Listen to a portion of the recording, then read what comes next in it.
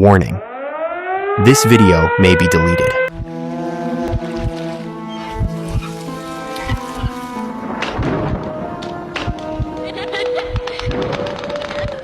Story 1. What happened in the forest.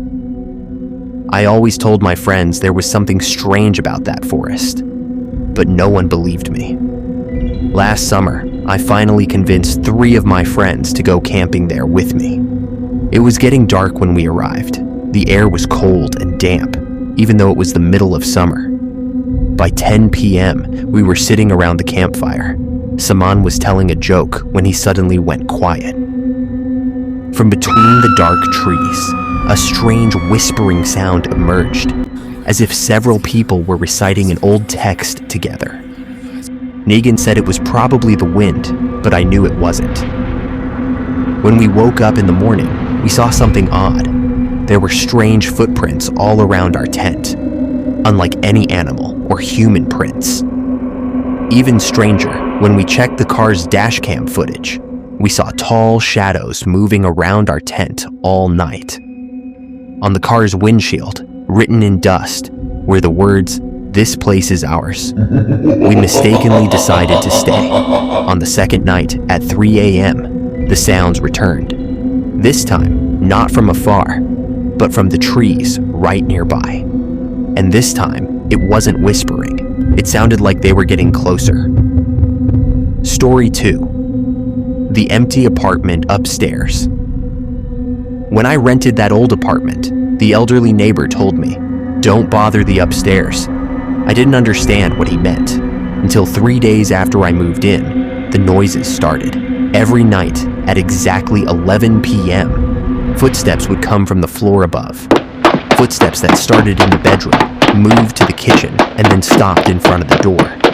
When I told another neighbor, he laughed and said, "The upstairs has been empty for 3 months.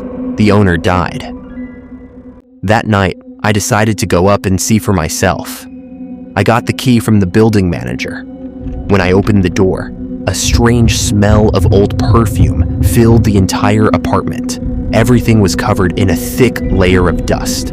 Everything except one table in the living room, which was clean and shiny. On it was an old black and white photo, a picture of me sitting in a park about 10 years ago. Since that night, every night at 3:17 a.m., there are 3 soft knocks on my apartment door. But when I open it, no one is there. Only that same old perfume smell remains in the staircase as a reminder. And every day, I become more certain that someone, or something, is waiting to see me. Story 3. The last night bus. I've been driving the number 24 night bus for 5 years. My route starts downtown and ends in the dark outskirts. In these 5 years, I've seen many strange things, but nothing like last Friday night.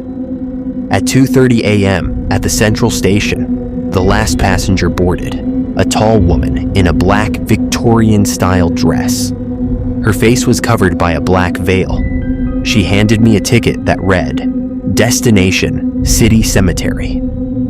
I laughed and said, "Ma'am, there's no stop there." But she just shook her head slowly and silently moved to the back seat. When I reached the final stop, her seat was empty. But on it was a fresh bouquet of flowers and an old photograph of me, one I had lost last summer. The next morning, while cleaning the bus, I saw her reflection in the rearview mirror, sitting behind me, staring at me, her gaze full of a strange expectation. Since that night, I always see shadows in the bus mirrors, sitting in the seats. Some have faces, some are just pure shadows. But when I turn around, the seats are empty, always empty.